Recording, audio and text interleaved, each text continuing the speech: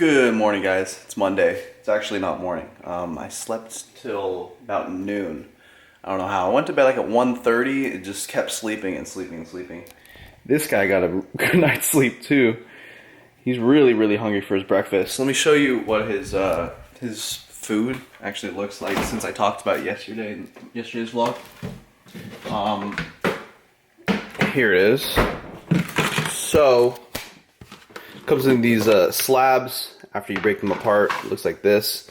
And then I just heat up some water. I'll take 3 for breakfast, 3 for dinner. So 3 for breakfast, put it in here, mash it up, and then I usually put it into a slow a slow eater like this. So it just takes them a little bit longer. Yesterday I planned for today to go to the gym around noon. It's already 12:30 almost.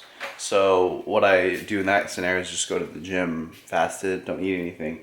Since there's really not enough time for me to get a proper digestion going on. Now, what I do is I will drink just tons and tons of water to hopefully get myself up to a nice hydrated state. For me, hydration and sleep are probably the 2 biggest factors in terms of performance, for me at least. So this is the simple stretch for my pecs that I've been doing lately to really help out with my elbow issue, my right elbow specifically. I'll stretch each pec for about 10-12 seconds, 10 to 15 seconds every hour that I can remember to do this. Usually I don't time myself in terms of between the stretches. I'll just try my best to remember. I'm going to give you guys a quick tour of my fridge. It looks a little bit different than what it used to be honest. Up here, just got tons of different Greek yogurts. We got Chobani, we got Zoe, we have the Faye or Faggy, depends on how you pronounce it. A little bit of fruit, those leftover. Usually keep the carrots. Keep carrots down here. These were for the salads. I'm actually not planning on having Ogus salads at the moment. I'll explain later because I usually have Ogus salads with Chipotle bowls. We got more smaller single serve Chipotle here. Eggs when Megan came over. But down here we got salsa, which is going to be one of my common ingredients lately. This is for friends if whenever. Diet Mountain Dew. We got the right here with the apple cider vinegar. Back here we got pickles, a different kind of pickles, and then pepperoncinis because I'm a huge fan of those. Kale, that's one of my just main things. And then right here we got some drinks just in case. Down here, apples. Some more diet soda. We got Rock Stars, diet soda, and random shit. I don't even eat any of that usually. Boom, over here we got a lot of these, both chicken and beef flavor. These are like they're already cooked, a little bit high in sodium. Beef fajitas and chicken fajitas. Been eating those a lot lately. I've also been eating a lot of just green beans. Boom. So also got a lot of mixed fruits, and that's basically most of what I'm eating here. So frozen vegetables. We got, frozen bananas, we got frozen berries, frozen chicken, frozen beef. Because lately my diet, really, what I feel like just going at right now is kale shakes for breakfast, rice cakes and whey before and after workouts, and for 1 or 2 meals throughout the day, lentils and rice mixed with mixed vegetables or green beans, and the chicken or beef fajitas. That's pretty much how I'm going to be eating as of late. Now, one of the main reasons for that is I found that when I do go to Chipotle, I get my bowl, mix it in with a ton of like spinach and romaine lettuce and all these different vegetables, and yeah, it's great. But what I find for me is that I eat so slow. And I take my time and I just like peck at that damn thing. What I found with my lentils and rice recipes is that I can eat them really quickly. And that's something that I'm trying to get back. Just a little bit more time. Just more time not eating and not watching TV or a show, and just more time working and being productive. Today for the gym, I'm going to be wearing a Gymshark Core tank. along with the court shorts. Unfortunately, I don't think the shorts have pockets, but I have the remedy for that. That's right, we got an Everlast fanny pack. Right there, baby. Check that out. I don't think the part started happening until a little bit later. That's crazy. Alright, so with my slow ass, it's already about 2:30 p.m. and we haven't left for the gym yet, but we're fully prepared to. Got my post-workout meal right here. Over here we got some rice cakes. Took my pre-workout. We're ready to go. Let's go. You guys wanted more footage of my brother Adam, so here that is right here. This was his 9th set of bench press. He did 240 pounds for 10 sets of 3. This was his 10th cycle of Ogus 753. It's pretty insane. I think I did 7 cycles straight of Ogus 753, and then I took a break for a while. Then I did it again for 4, 5, 6 months, and I'm currently still doing it on certain lifts, but not all lifts. Adam is on his 10th cycle straight.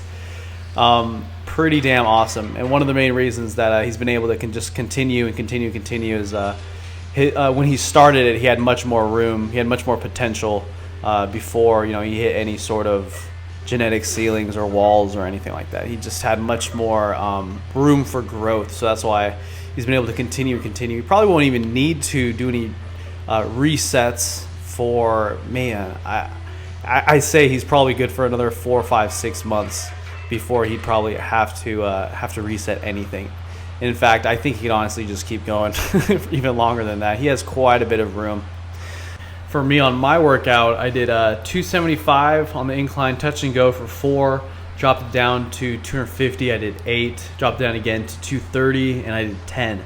I actually don't prefer touch and go. I just kind of wanted to see where my strength lied. And to be honest, it does not feel as comfortable as pause reps like you see here. So after I did the touch and go sets, I think I did 3 or 4 sets of pause reps like this, 230 pounds, sets of 5. On the last set, I did as many reps as I could. I believe I hit 8 on this last set. And next time I do incline, I'm probably not going to do touch and go. I'll just stick straight with the pause reps, except I'll do 230 pounds for sets of 6 with an AMRAP on the last set, or maybe 235 pounds for sets of 5. Just some sort of progression built in there. I think this was the AMRAP set, so I decided to do just as, I was like, if 5 feels pretty easy, I'm just going to keep going and then do 8, straight sets, pyramid training, reverse pyramid training. There's so many different ways that you can go about progressing. And it really just comes down to preference, what you really enjoy doing. I recommend trying lots of different progression methods. Obviously, the most basic ones are just double progression. Even if you're using the best or the average or just slightly below average progression method in terms of what's best in theory, what wins at the end of the day is just consistency. It's consistency and obviously keeping track of your weights and aiming for higher weights over time. Just making small little steps towards progression in the long run. Honestly, in terms of health, becoming ridiculously strong isn't necessary towards health. You don't have to be able to overhead press 225 pounds or even 200 pounds. But if you do want to progress, then you do have to. It is harder, obviously. You do have to aim towards progression. It helps to plan for progression. It really has to be a conscious effort. And the simplest way to go about it is, what did I hit last time or the last handful of times? And is this session or the next session, is it greater in some way in terms of number of sets or the amount of weight? Is it greater than the average of the previous sessions? This right here, I'm only doing 80s. Granted, I am doing 15 rep sets, which is, I guess, decent for where I'm at right now. But in the past, I've done 85 of 90s, I've done hundreds, I've done more than hundreds. Obviously, this is a little bit sharper of an angle. I've done 120s, I've done 130s on incline bench press, and I'm just doing 80s here. But this is definitely this is improvement, this is progression from the last time I did this, which was like 75s and 70s before that and 65s before that.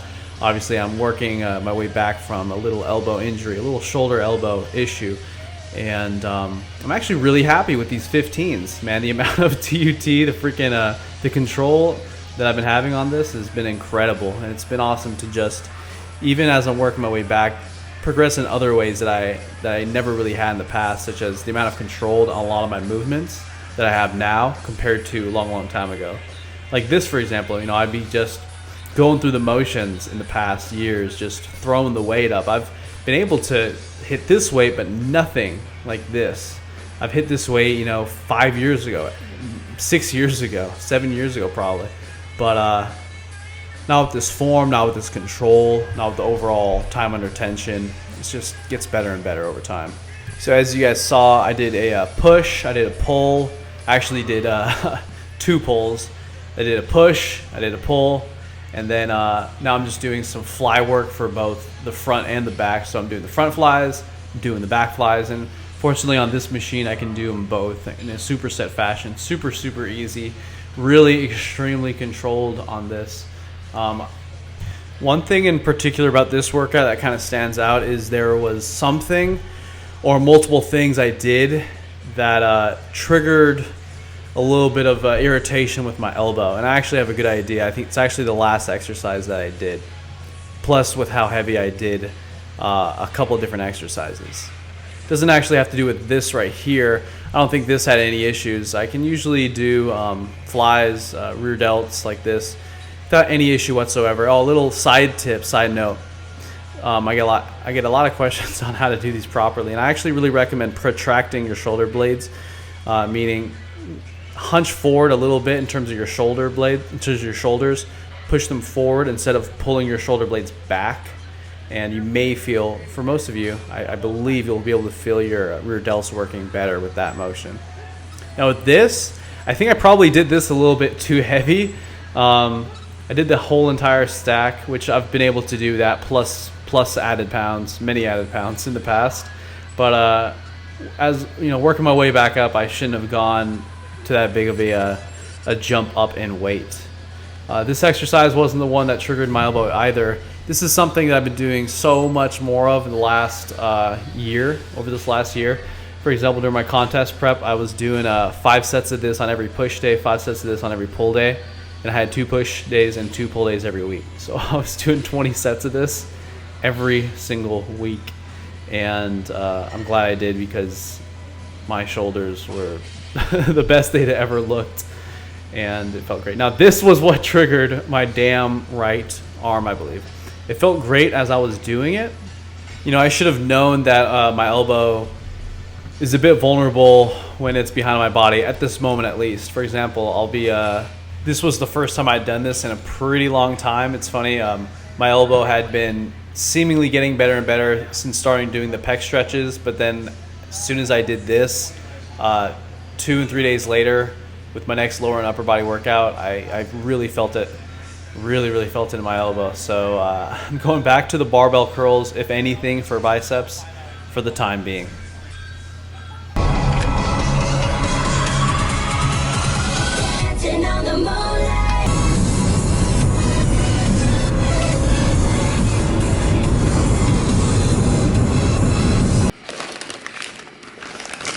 Wow. That's impressive.